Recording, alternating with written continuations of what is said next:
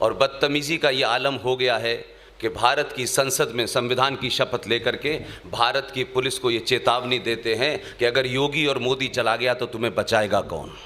ऐसे बहुत सारे पागल कुत्ते इस देश में घूम रहे हैं। पागल कुत्तों के सामने मंत्र पढ़ने से पागलपना नहीं जाता जब तक गोली न मारी जाए। कर्नल साहब, आपने जिस आदमी का शक, जिसकी शायरी आपने हम सबके साथ साझा की, वो मरदूद अब मर चुका है। जो ये बार बार कहता है कि ये हिंदुस्तान किसी के बाप का नहीं है, उसको अपने बाप का पता नहीं है। इस देश में ये बिन बाप की औलादें घूम रही हैं और इस देश के बाप की चिंता कर रही हैं। अगर इस राष्ट्र का कोई बाप है तो वेद व्यास है। और ये वो लोग हैं जो हमसे हमारे बाप का पता पूछ रहे हैं और अपने बाप के बारे में 250 साल के बाद बता रहे हैं। जैसे कश्मीर में एक फारूक अब्दुल्ला नाम का मक्कार जिहादी, उसको 200 साल बाद पता चला कि 1722 में उसके पूर्वज कौल ब्राह्मण थे। अब ये अपने बाप को ढूंढने लगे हैं क्योंकि बाप आ गया है। उससे पहले बाप को नहीं ढूंढते थे, ये किसी के भी बाप के बारे में पूछते थे। एक और मक्कार था जिसने इस देश को एक लेमन चूस की गोली पकड़ाई और आप उस लेमन चूस को चूस रहे हैं। उस मक्कार का नाम था मोहम्मद इकबाल, जिसने भारत का तराना लिखा। इस देश के मक्कार राजनेताओं ने, लालची राजनेताओं ने, चाटुकारों ने बिना समझे ऐसे सड़क छाप लोगों को महान बना दिया है। उसको भी अपने बाप का पता चल गया था कि उसके माता पिता जो थे सप्रू ब्राह्मण थे। उसने तराना लिखा, भारत के लोगों को बता गया कि आप इसे पढ़ते रहिए, लेकिन उसने एक तराना लिखा जिसके बारे में इस देश में बड़े बड़े दानिश्वर नहीं बताते। उस तराने का नाम है मिल्ली तराना। उसमें वो अपनी वो ख्वाहिश जाहिर करता है जिसके कारण उसकी पाकिस्तान के अंदर लाहौर में कब्र बनी हुई है। हम बिना जाने बिना सोचे किसी सब्जेक्ट के बारे में जानने बगैर हम बहुत सारी चीज़ों के एक्सपर्ट हो जाते हैं। इसलिए मेरा मानना है कि अभी हाल में एक घटना घटी है आपके शहर में। आपके शहर में आने से पहले मैं बहुत गुस्से में था, बहुत ज़्यादा गुस्से में था। और इसलिए था कि मैं पागल कुत्तों से कोई उम्मीद करता नहीं हूँ। पागल कुत्ते वही करते हैं जिस तरीके से एक पागल कुत्ते ने अपनी बहन का सुहाग चौराहे पे उठकर मार दिया, इस समाज ने उसके ऊपर प्रतिक्रिया नहीं दी, किसी ने नहीं दी। और वो जो बता रहे हैं दुनिया में इंसानियत, जमहूरियत, उनसे बड़ा कोई हैवान नहीं है। इसलिए कुछ चीज़ों को सच सच समझिए। आज आपके सामने संकट यह है कि आप अपने शत्रु से अपनी बात का अनुमोदन कराने के चक्कर में झूठ बोलने लगे हैं। सच कहिए, चौराहे पे कहिए, गली में कहिए, दुनिया की कोई ताकत आपका कुछ बिगाड़ नहीं सकती। हमको भी 350 फतवे रोज मिलते हैं, रोज हमको मार देते हैं सुबह 10-5 लोग फोन करके। कई तो प्रेस कॉन्फ्रेंस करके हमारे खिलाफ फतवा जारी करते हैं। जाहिलों को पता नहीं है कि मुसलमानों में फतवा इस्लाम का, इस्लाम के मानने वालों पे होता है, काफिरों पे नहीं होता है। लेकिन दुकान चल रही है इस देश के अंदर। हम जिस तालीमी इदारे में पढ़े थे, बचपन में मौलाना साहब ने हमको मार मार के कुरान शरीफ की आयतें रटाई। आज जब मैं उस दौर को देखता हूं और आज जो कुछ इस देश में हो रहा है तो मुझे बड़ा ताज्जुब लगता है। कुछ मक्कार टेलीविजन पे आ जाएंगे, कहेंगे देखिए ये भाईचारा है, ये गंगा जमुना तहजीब है। ये दुनिया के सबसे बड़े फ्रॉड शब्द हैं। मौलवी साहब की वो बात मुझे अभी भी याद है कि वो कहा करते थे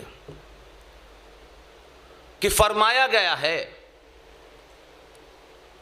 कि जहां आप नमाज पढ़ रहे हैं और नमाज पढ़ने की जगह पर या आपके उस जगह नमाज पढ़ने से किसी को कोई एतराज है, उसमें यहां तक कहा कि अगर उसके एहसास में लगता है, उसकी आंखों में लगता है कि उसे कोई एतराज है कि यहां नमाज न पढ़ी जाए, वहां नमाज पढ़ना हराम है। ये हम पढ़ के आए थे। लेकिन आज हम ये देख रहे हैं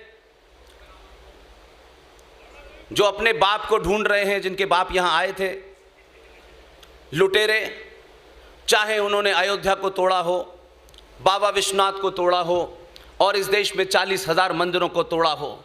इस्लाम एक तरफ और फ्रॉड और मक्कारी पूरे चरम पर है कि कुछ लोग उस मस्जिद में नमाज पढ़ने के लिए, इस देश में दंगा करने के लिए सड़कों पे उतरे हुए हैं, जिस मस्जिद के नीचे बाबा विश्वनाथ की मूर्तियां रखी हुई हैं।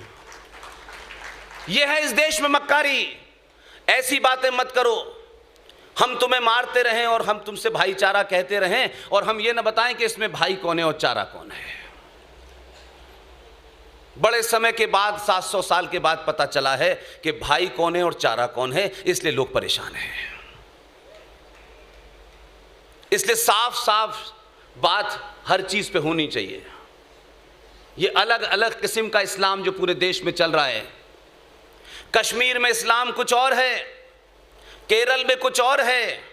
जहां 5% है वहां भाईचारा है, जहां 15% है वहां मानेंगे नहीं, और जहां मेजॉरिटी है वहां कश्मीर में कश्यप ऋषि के वंशजों को बिना उनके किसी कसूर के कश्मीर के अंदर मुसलमान इस्लामिक जिहादियों ने 2500 कश्मीरी हिंदू पंडितों की हत्या की, रेप किया, मर्डर किया और 5 लाख को भागने पे वापस कर दिया। लेकिन हिंदुस्तान का मुसलमान मक्कार आज भी बोलता है, देखिए वो भाईचारा है, वो बाहर से आए थे, यहां से आए थे। ये नहीं कहता है कि हमें उतनी ही नफरत थी कि जिस लड़की ने अपना मजहब छोड़ करके सनातन का नाम पल्लवी रखा, उसने अपनी बहन के सुहाग को उजाड़ दिया। आपके नफरत का आलम यह है, लेकिन झूठ बोलने में सबसे आगे खड़े हुए हैं, या आपको मूर्ख बना रहे हैं।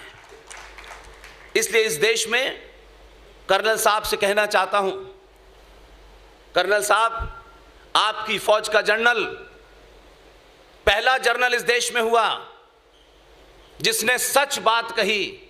सच बात करने के बाद इस्लामिक जिहादी इस देश में बहुत परेशान थे, जगह जगह उसका नाम लेकर के गाली गलौज की गई।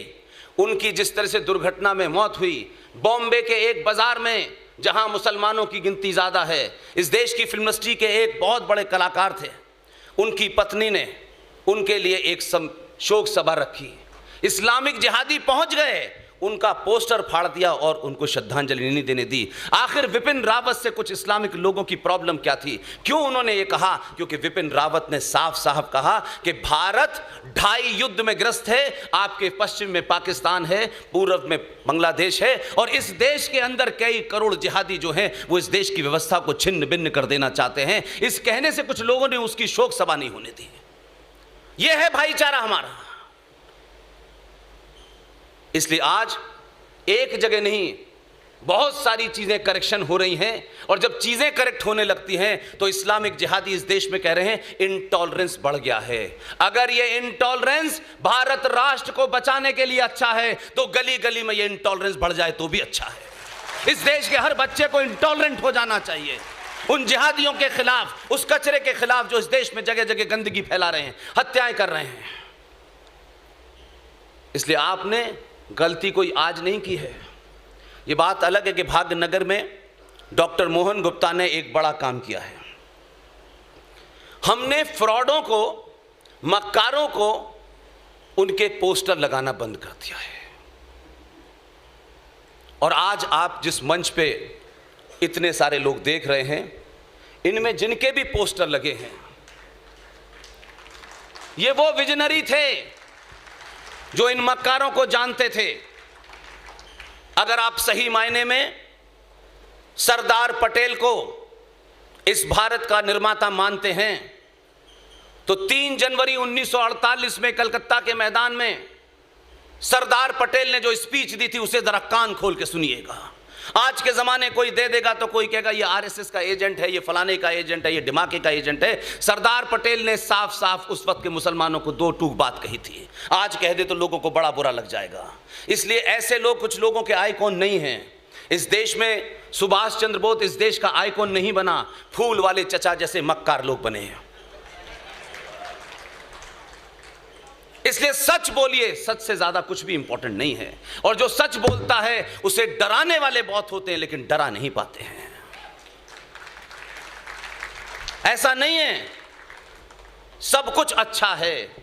ये देश एक लंबे कालखंड के बाद अपनी आस्थाओं, परंपराओं, अपने सरोकारों, अपनी सभ्यता, अपनी संस्कृति के प्रति जाग रहा है। ये जागना कुछ लोगों को बुरा लग रहा है। क्योंकि कुछ लोग टेलीविजन पर बैठकर औरंगजेब को वली अल्लाह कहते हैं कि वो तो हमारा वली अल्लाह था। यहां तक भी लोग कहते हैं इस देश में, और निकल जाते हैं, तब भी कोई कोई जवाब नहीं देता। ये 2000 का भारत है, जहां जहां मिले चौराहे पे जवाब दीजिए, पूरी ताकत से दीजिए।